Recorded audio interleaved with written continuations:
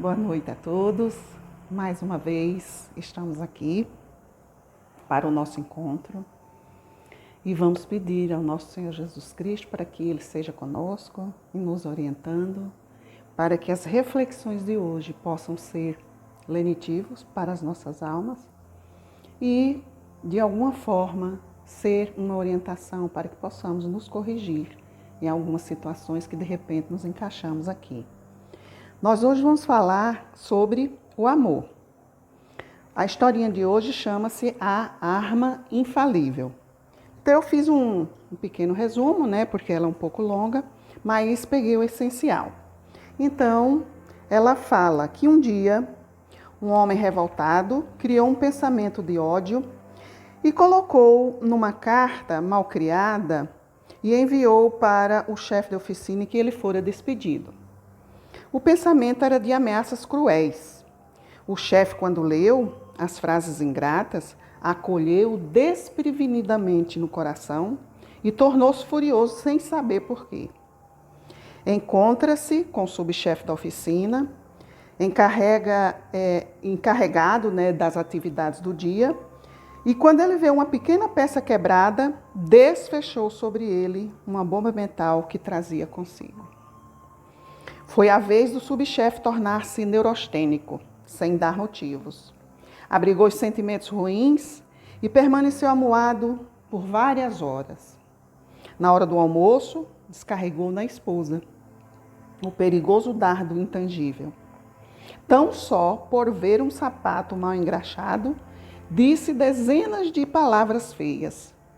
Sentiu-se aliviado. E a mulher agora, que carregava no peito, essa cólera inexplicável.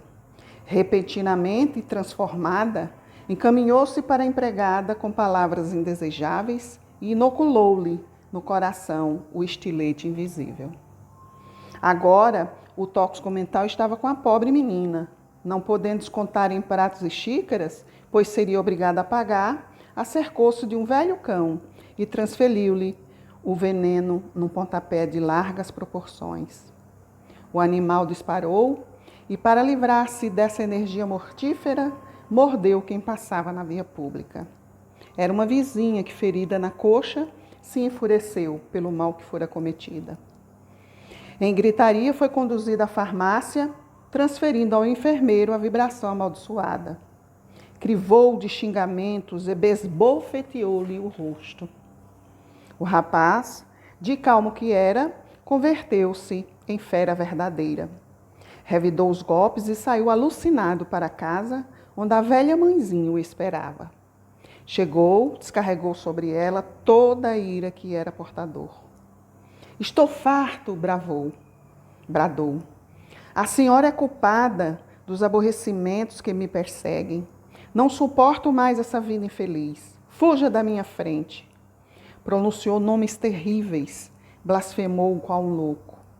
A velhinha, porém, tomou-lhe as mãos e disse-lhe com maturidade e brandura: venha cá, meu filho. Você está cansado e doente. Sei dos seus sacrifícios por mim e reconheço os seus lamentos. No entanto, tenhamos bom ânimo, lembremos de Jesus e de todo o seu amor. Abraçou-o, afagou-lhe os cabelos. O filho contemplou-lhe os olhos serenos, reconheceu que havia no carinho materno tanto perdão que chorou e pediu desculpas. Houve entre os dois uma explosão de alegria. Jantaram felizes e oraram a Deus em reconhecimento.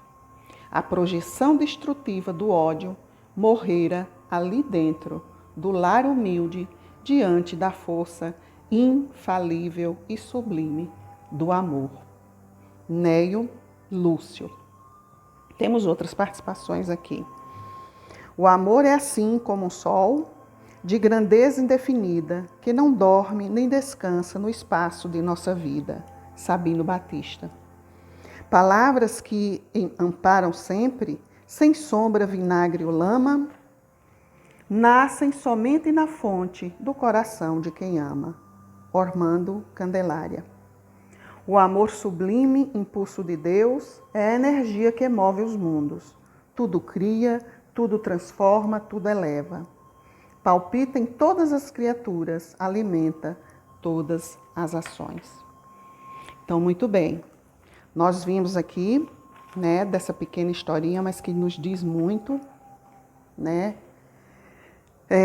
Provavelmente nós nos encaixamos em algum lugar aqui, né? Quem de nós, de repente, já não fez uma situação dessa? Né? Começa de um pensamento de ódio. Um empregado que foi despedido não aceitou, né? Envia essa carta desaforada para o chefe e o chefe acolheu desprevenidamente todo aquele ódio que estava emanando naquela carta. Né? Não contendo aquilo para si, ele desconta no subchefe. O subchefe vai para a esposa desconta na empregada, a empregada no cachorro, o cachorro na velhinha, a velhinha no enfermeiro. E o enfermeiro volta para casa e desconta na mãe. Mas a mãe estava prevenida. Ela, com todo o seu amor, aquele ato de amor dela, ela quebra essa corrente. Né? Quem de nós não já teve algum aborrecimento na escola, no trabalho, na rua, e inadvertidamente trouxe aquilo para dentro de si e desconta no primeiro que encontra? E geralmente são nas pessoas que nós mais amamos, que não tem nada a ver com aquela situação. Todos nós já cometemos alguma situação dessa. Então, a que nós devemos reportar? Todos nós, meus queridos amigos, nós trazemos a alma ferida. Né? Os conflitos interiores nossos demonstram isso nas nossas atitudes, nas nossas revelações. 1 minuto de melindre. Né? Veja que o chefe, inadvertidamente, o que foi despedido, sentiu-se com orgulho ferido. Desconta no chefe, que também sentiu-se com orgulho ferido, e assim vai. É uma corrente negativa que nós criamos, devido aos problemas interiores que nós temos. Nós vamos falar sobre isso, sobre essa questão do melindre, né, para a gente refletir. Muito bem. Então, o que vem a ser melindre? Melindre pode ser sentimento de vergonha, pudor, recato e escrúpulo, mas também pode ser disposição para se ressentir, se ofender. Tem pessoas que têm muita propensão para isso. E dependendo do dia, se você disser que ela é bonita, ela atira 3 pedras em você.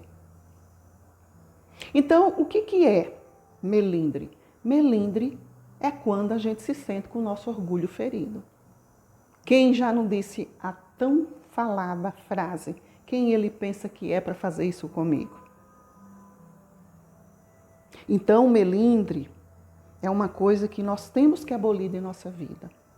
Porque inadvertidamente nós cometemos atos terríveis por causa de orgulho ferido. Né? E veja que a história se transformou numa corrente negativa. E assim vai. Se não houver um freio, alguém que esteja no orar e no vigiar, né, ele não vai frear. E assim nós vamos propagando essa coisa ruim para frente. O Emmanuel, em uma dos seus textos, ele fala em enfermidade do livro Pensamento e Vida. Ele diz assim, prestem bem atenção: o pensamento sombrio, ele adoece o corpo são e agrava os males do corpo enfermo. Se nós já trazemos a nossa alma doente e vivemos com pensamentos negativos, vivemos remoendo sentimentos ruins, tristezas, angústias, achando que nossa vida, que nós somos os últimos dos mortais, isso só vai adoecer a nossa vida. Então, de repente acontece um gatilho para despertar toda essa negatividade que existe dentro de nós. Se não é aconselhável envenenar o corpo pela ingestão de substâncias que o aprisionam ao vício, é imperioso evitar os desregramentos da alma que lhe impõem desequilíbrios aviltantes, quais sejam aqueles hauridos nas decepções e nos dissabores que adotamos por flagelos constantes do campo íntimo. Ficar remoendo coisas ruins que já aconteceram há 30 anos passados. Olha bem, passou 30 anos com aquela ferida que vai, que volta, né? É envenenar. O que está acontecendo aí? Está apenas intoxicando o corpo e deixando a alma muito mais doente do que quando aqui chegamos. Então, são coisas que nós temos que pensar. Ter muita fé, ter muita vontade para combater isso na gente. Cultivar melindres e desgostos, irritação e mágoa é o mesmo que semear espinheiros magnéticos. Atrair para si. Aí, por exemplo, tem pessoas que reclamam: minha vida não dá certo em nada. Lógico. Só vive pensando no mal, achando que são os outros que vivem tramando para a vida da gente, né? Então, não se esforça, certo? É adubá-los no solo emotivo de nossa existência, intoxicar por conta própria a tessitura da vestimenta corpórea, estragando os centros de nossa vida profunda e arrasando, consequentemente, sangue e nervos, glândulas e vísceras do corpo que a divina providência nos concede entre os homens com vistas ao desenvolvimento de nossas faculdades para a vida eterna. Se nós estamos envenenando o nosso corpo com pensamentos ruins, logicamente, né, isso vai, as doenças psicossomáticas, né, que os psicólogos falam, isso vai para um coração, isso vai para um rins, isso vai para o fígado, isso vai para a cabeça. Em algum lugar essa negatividade, ela vai se alojar. Então nós vamos minando o nosso corpo. No vídeo passado, nós vimos a caridade maior que Jesus, quando Deus criou o nosso corpo, a perfeição que é, né? Para quê? Para abrigar o nosso espírito, para que nós pudéssemos fazer desta vida, dar o melhor de nós para que a gente cresça, evolua e busque a paz tão sonhada e a felicidade. Mas é no exercício, é combatendo esse orgulho ferido que nós temos dentro de nós. Alimentando o bem, alimentando o amor. No Evangelho segundo o Espiritismo, no capítulo 9, nós temos sobre injúria e a violência. Né? Nós temos no capítulo 9 sobre a cólera. Então veja aqui, o Emmanuel fala, né, do perigo que é a gente alimentar esses pensamentos negativos para o nosso corpo. E olha o que diz no Evangelho. O orgulho nos induz a julgar-vos mais do que sois, a não suportardes uma comparação que nos possa rebaixar, a vos considerardes, ao contrário, tão acima dos vossos irmãos, quer em espírito, quer em posição social, quer mesmo em vantagens pessoais, que o menor paralelo vos irrita e aborrece. Que sucede então? Entregai-vos à cólera, à raiva, à ira. E o que a raiva faz, em primeiro lugar, que não é adoecer o nosso corpo? E por que ficamos com raiva? Porque nos sentimos acima da situação ali. Sentimos o nosso orgulho ferido. E olha bem as características que no Evangelho diz sobre o colérico. Quando se sente insultado, ele se comporta como um bruto. Não aceita. Por isso que diz palavras que, de repente, o coração não sente. Né? Atinge as pessoas sem necessidade. Por quê? Porque no momento fica-se cego. Quem ele pensa que é para dizer isso para mim? Para fazer isso comigo? Quantas vezes a gente já não disse isso? Isto porque sente o orgulho ferido, fica cego de raiva, rejeitando qualquer ajuda, qualquer conselho. Por quê? Porque ele acha assim que ele está no direito e acabou. Ficamos cegos de raiva e não aceitamos. Ninguém dizia, olha, para um minuto, pensa, não faça isso. Não, ninguém quer saber. Por que ele fez isso comigo? Na sua revolta, a tudo se atira. A natureza aos objetos, quebrando-o. Quebrando tudo que encontra pela frente, porque não obedece, né? Porque ele quer, a pessoa que se senta assim, ela quer que os outros se dobrem a ela. As impaciências que se originam de contrariedades, ele acha que a eles todos devem se dobrar. Que tipo de impressão essas pessoas causam? Se elas se olhassem, com certeza elas iriam se sentir ridículas. Iriam se sentir um pouco tristes. Porque quando passa a raiva que se reflete, né? Vê o ridículo que foi. Não pensou. Então, são pessoas dignas de piedade, de oração. Isso demonstra o quê? Que são pessoas doentes. Que precisam de ajuda, né? A gente, tanto a ajuda espiritual, como a ajuda, de repente, de um profissional. Deus nos possibilita isso. Nós temos pessoas capacitadas para isso, que entendem, que podem ajudar a essas pessoas que não conseguem controlar isso, né?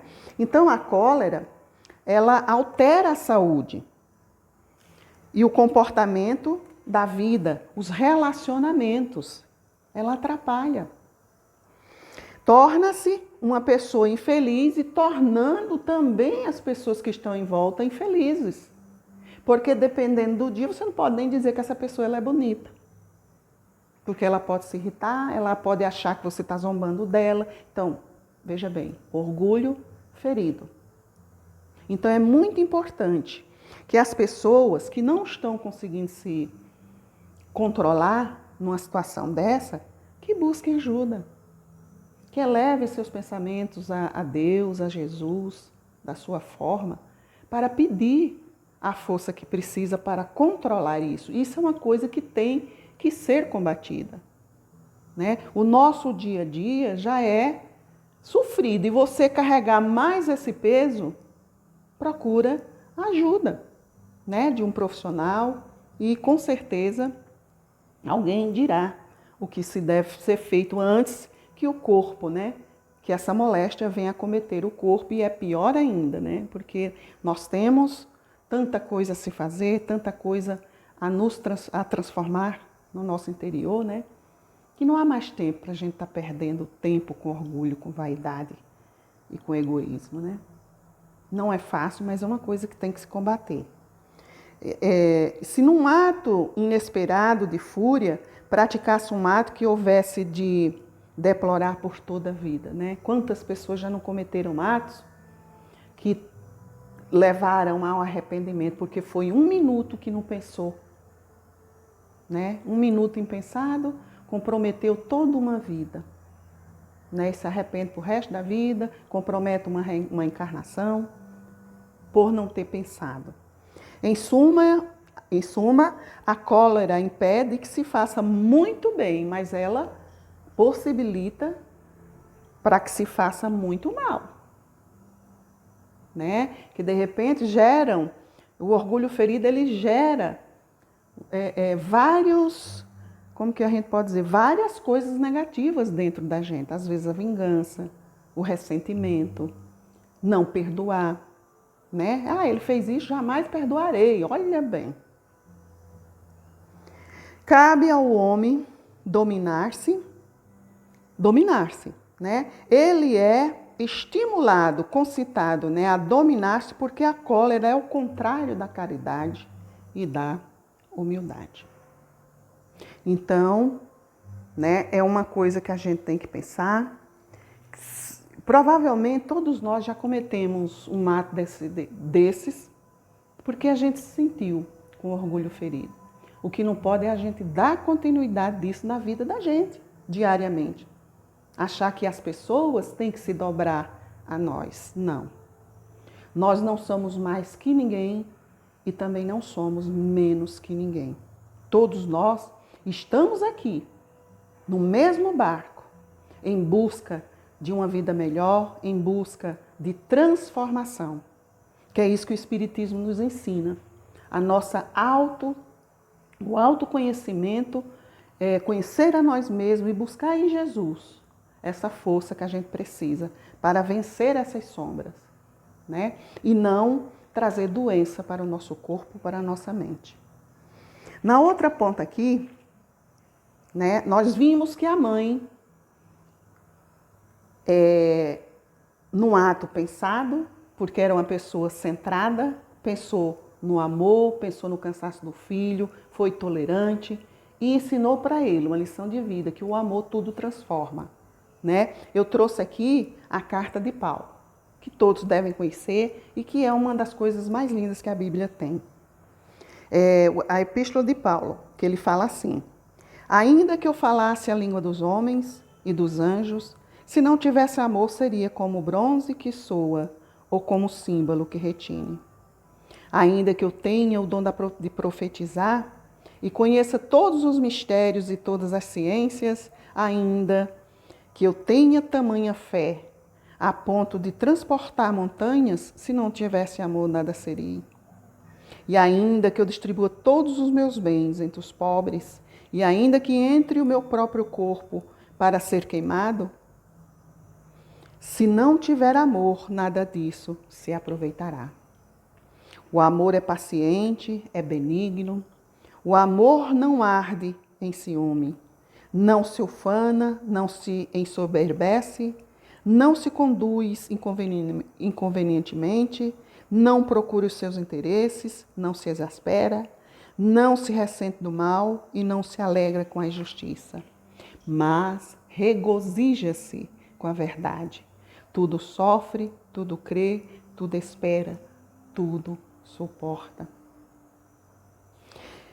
Se a gente for ver os estudos, os ensinamentos, as virtudes que Jesus deixou para nós,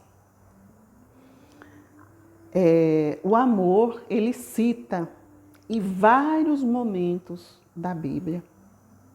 Né? Os evangelistas contam em tudo o amor. Porque se a gente não desenvolver o amor em nós, nós vamos estar sempre infelizes, nós vamos estar sempre vendo coisas ruins nos outros. Então, o amor aqui, quais são as virtudes que o amor desenvolve em nós? Olha que coisa mais linda que Paulo traz para a gente.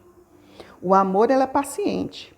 Por quê? Porque ele suporta, né, os males sem se queixar, se tem equilíbrio, se espera, né? Ele é benigno, então ele faz o bem, é feliz em ver os outros felizes. O amor não arde em ciúme. O amor, ninguém é dono de ninguém.